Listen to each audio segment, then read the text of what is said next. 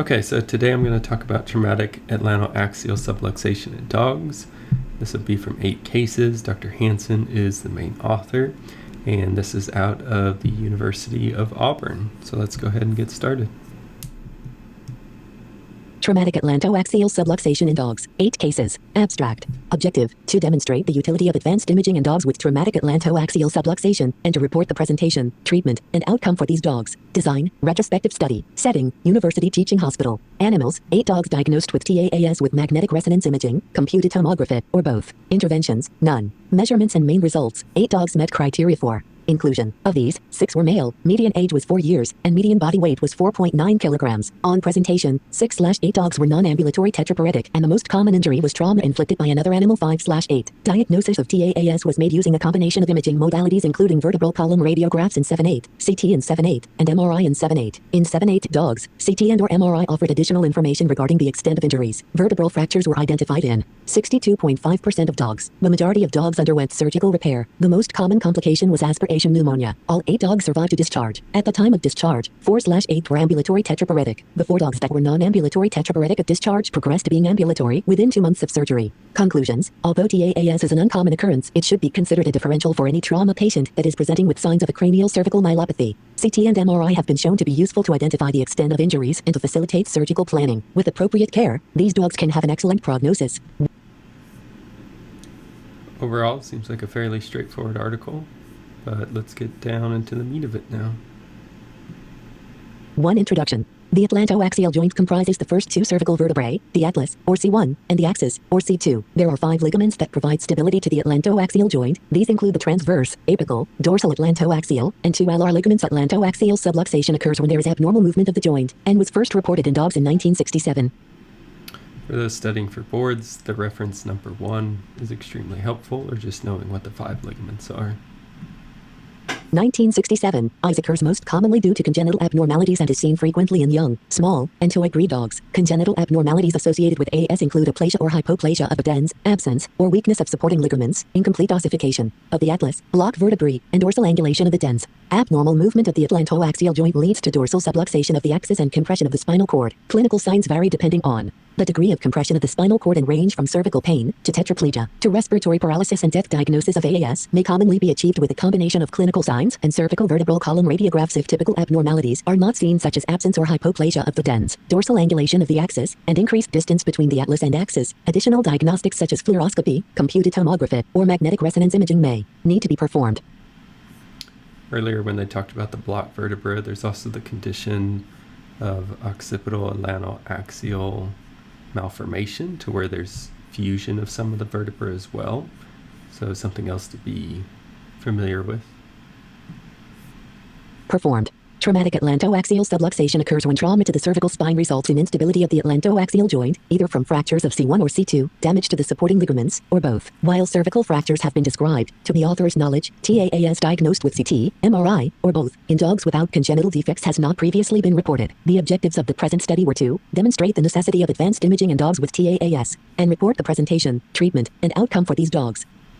2.1. Materials and methods. Case selection. Records were reviewed from an electronic medical record database for dogs admitted to the Auburn University Small Animal Teaching Hospital from January 2009 until May 2016. Records were examined for dogs that had a CT, MRI, or both, and also had a diagnosis of one of the following: atlantoaxial subluxation and luxation, compressive myelopathy, fracture, and diagnosis not in list. Dogs were excluded if they had evidence of congenital atlantoaxial instability or if the medical records were incomplete. 2.2. Data collection. Data collection included age, gender, breed, weight, presenting complaint, neurologic presentation, modified Frankel score, at presentation and at discharge, animal trauma triage score at presentation, type of trauma, findings from radiography, CT, and MRI, surgical procedures performed, other treatments performed while in hospital, length of hospitalization, complications, survival to discharge, and neurologic outcome. Follow-up information was obtained via a combination of recheck examinations and phone conversations with owners. 2.3. Statistical methods. Data were transcribed into a commercial spreadsheet to facilitate analysis. Descriptive statistics were performed using the commercial spreadsheet to determine the median and range where indicated. 3 results. 3.1. Population care. Before getting to the results, just for the materials and methods, I think overall the study, for what it's trying to do, is well designed. It is retrospective in nature, as it said in the abstract, so there's going to be inherent limitations with that. And then also with the data collection, there's follow-up information is with phone calls with the owners, so that's always going to be a big drawback for a lot of these retrospective studies, because you don't know how well these patients are truly doing without putting your hands on them. But just a limitation you have to deal with sometimes. Characteristics. 542 dogs were reviewed, and of these, 8 were included. Of the 8 dogs included, 6 were male and 2 were female. The median age was 4 years, and the median weight was 5.0 kilograms. There was one of each of the following breeds: miniature poodle, German short hair pointer, Pomeranian, Japanese chin, Catahoula leopard dog, Yorkshire terrier, Brussels griffon, and Maltese. 3.2 Presenting characteristics. The most common presenting complaint was non-ambulatory. All dogs had undergone trauma, with the most common being trauma inflicted by another animal. The second most common type of trauma was vehicular trauma, and the remaining case presented with unknown trauma. The most common neurologic presentation was non-ambulatory tetraplegic, with the remaining 2 dogs presenting as ambulatory tetraplegic. The median MFS of presentation was 3, and the median ADT score was 1.5. 3.3 Imaging. The majority of dogs had vertebral column radiographs performed. Of dogs with radiographs performed, 5/7 identified suspected atlantoaxial instability. Confirmation of atlantoaxial instability was achieved via CT and MRI in all dogs. CT of the head and cervical vertebral column was performed in 7 8 dogs, and MRI was performed in 7 8 dogs. 1 dog had MRI only, and a single case had CT only. A summary of imaging findings is available in Table 1. Of the 7 dogs with vertebral column radiographs performed, CT or MRI provided additional information regarding further injuries in 6/7. Fractures were identified in 5 8 dogs. Of these, 4/5 had at least 1 cervical vertebral fracture, and 3/5 had concurrent skull fractures. The most commonly located cervical vertebral fracture was the body of C2, followed by C1, and the dent itself. Concurrent skull fractures were identified in the frontal bone, maxillary bone, parietal bone, basis sphenoid bone, and occipital bone. Other injuries identified included scapular fractures, tarsal fracture, traumatic brain injury, pulmonary contusions, and spinal cord contusion/non-compressive disc extrusion. A summary of injuries for each dog is shown in Table 2. 3.4 Treatment. Almost all dogs underwent surgical repair and stabilization. 1 dog was managed medically. Medical management for this patient consisted of a stabilizing splint and cage rest. Of the dogs that underwent surgical repair, the most common procedure performed was ventral stabilization and arthrodesis with screws and methacrylate. Other types of repair included ventral stabilization with K-wires and concurrent dorsal decompression, and ventral stabilization with plates. One of the dogs in which ventral stabilization with a plate was performed had undergone dorsal stabilization with suture 7 days prior. When the suture failed, ventral stabilization with a plate was performed. 3-dimensional reconstructions and printing were used for surgical planning in 4/7 dogs. In-hospital treatments consisted of a stabilizing splint in all dogs, analgesics, gastrointestinal protectants, antimicrobials, sedatives, corticosteroids, and non-steroidal anti-inflammatory medications. All dogs were discharged from the hospital with a stabilizing splint and instructions regarding cage rest and activity restriction. Antimicrobials were prescribed for a variety of reasons, including aspiration pneumonia, urinary tract infection, and lacerations associated with the original traumatic event. The majority of dogs experienced complications, the most common of which was aspiration pneumonia. Other complications included pin migration, urinary tract infection, electrolyte abnormalities, failure of surgical repair, and respiratory distress related to brachycephalic airway syndrome. 3.5 Outcome. All 8 dogs survived to discharge. The median length of hospitalization was 14 days. At the time of discharge, the median MFS was 3.5. 4 of 8 dogs were ambulatory tetraplegic at the time of discharge, including 2 that were non-ambulatory. On presentation, of the 4 dogs that were non-ambulatory at discharge, all became ambulatory within 2 months of surgery. For discussion. AAS occurs when there is abnormal movement of the joint between the atlas and the axis. It occurs most commonly in small and toy breed dogs. This condition is typically diagnosed radiographically, but may require advanced imaging such as CT or MRI to demonstrate dynamic compression. TAAS in dogs without congenital instability, diagnosed with the aid of advanced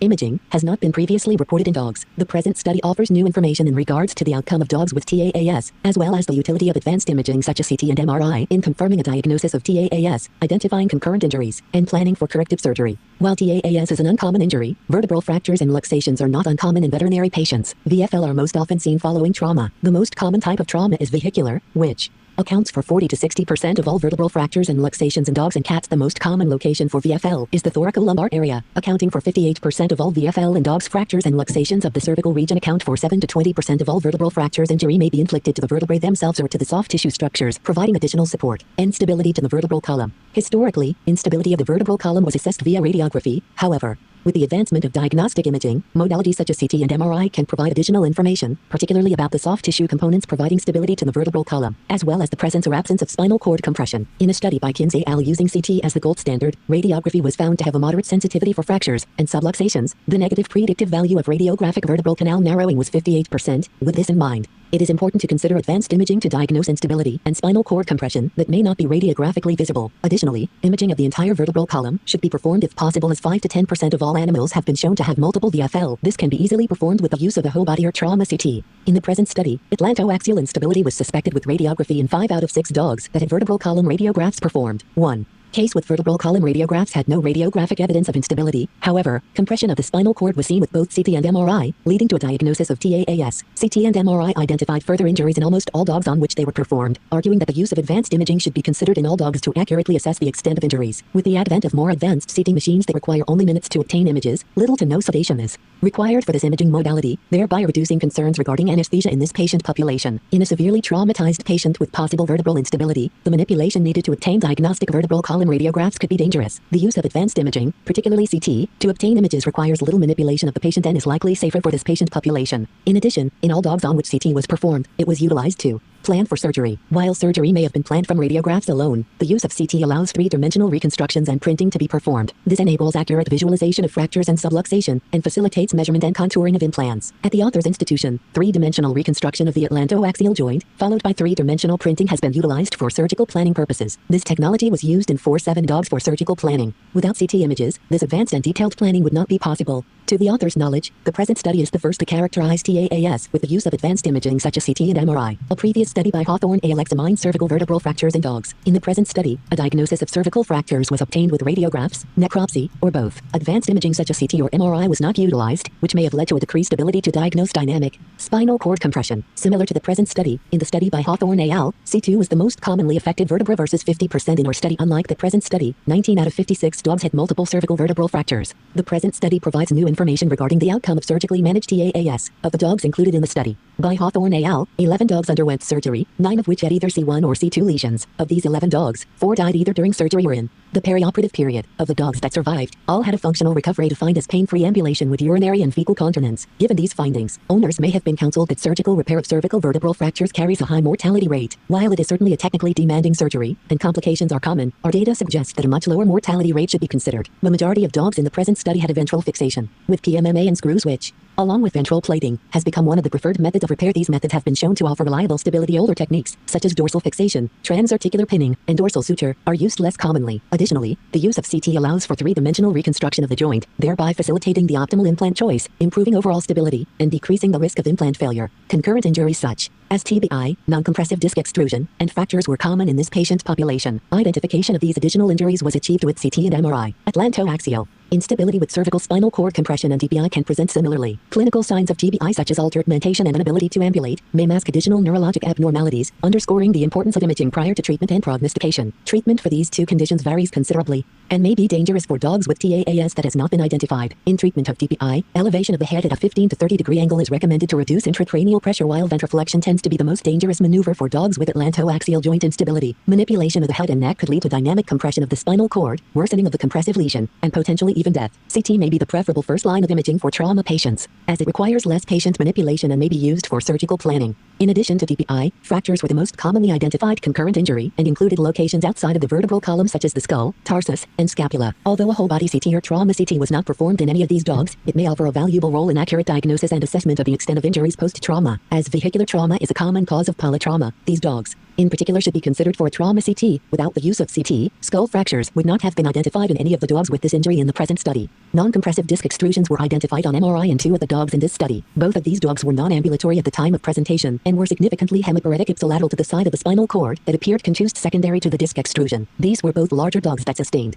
vehicular trauma. For these dogs, hospitalization was on the longer end of the spectrum at 14 and 16 days, and return to ambulatory status was longer as well. The non-compressive disc extrusion likely affected their return to function. The information provided by advanced imaging allowed a more complete therapeutic plan to implement it, as well as a more accurate time frame for return to function. Without advanced imaging, it could be thought that these dogs were failing to respond to stabilization of their TAAS. Dogs in the present study had a variety of pharmacologic therapies ranging from analgesics to corticosteroids. Corticosteroids were prescribed in 3/8 of dogs. 2 of these dogs were prescribed an oral tapering dose of prednisone, starting at 1 mg per kilogram per day and decreasing from there. The remaining dog was given a single intravenous dose of dexamethasone sodium phosphate for complications associated with respiratory distress from brachycephalic airway syndrome. While corticosteroids are not routinely prescribed for trauma patients at the author's hospital, the 2 dogs receiving a tapering dose of corticosteroids did so at the discretion of the same attending clinician for perioperative inflammation associated with the spinal cord and surrounding structures, in order to reduce further compression. The present study identified a variety of factors that may warrant further investigation to determine their role in prognosis, including patient size, concurrent injuries, and complications. Congenital,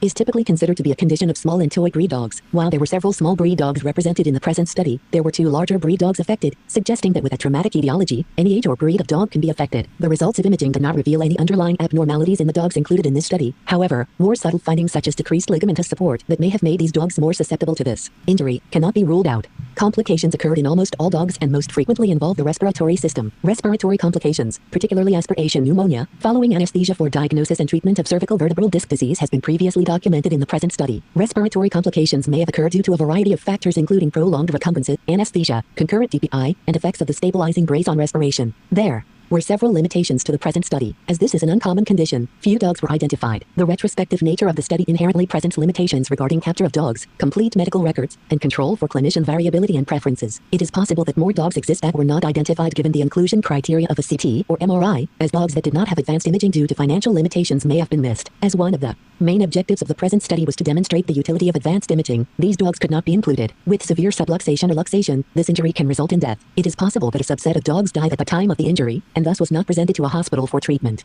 The effect of treatments, patient characteristics, and complications on outcome could not be assessed given the small sample size and 100% survival rate. Most dogs in the present study had relatively good neurologic function and low ADT scores at the time of presentation. The significance of this is unknown. However, it is possible that this contributed to their positive outcome. A prospective study with a larger patient population would be needed to determine the effects of these variables on outcome. 5 conclusions. Traumatic atlantoaxial subluxation is an uncommon occurrence in dogs. However, it should be considered a differential for any trauma patient that is tetraplegic. TAAS can be caused by osseous or ligamentous damage. Therefore, the absence of fractures does not indicate stability of the atlantoaxial joint. The use of advanced imaging such as CT and MRI allows for definitive diagnosis of TAAS, identification of concurrent injuries, as well as detailed surgical planning. With stabilization and appropriate aftercare, dogs with TAAS can have an excellent prognosis.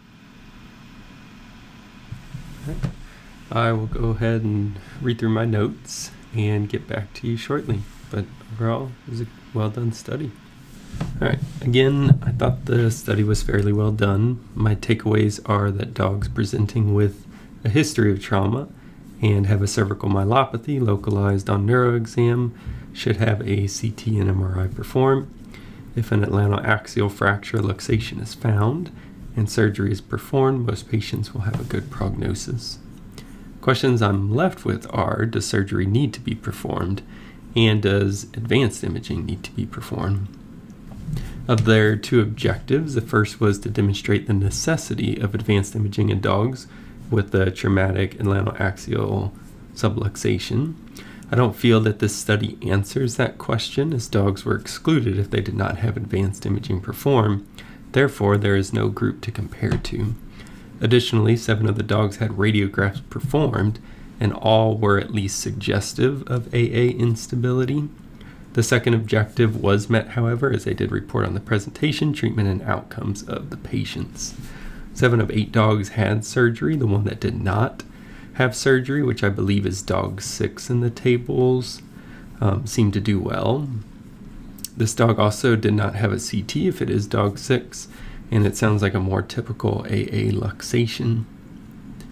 In the discussion, they do a good job reviewing different aspects of AA luxation and polytrauma in dogs with vertebral fractures.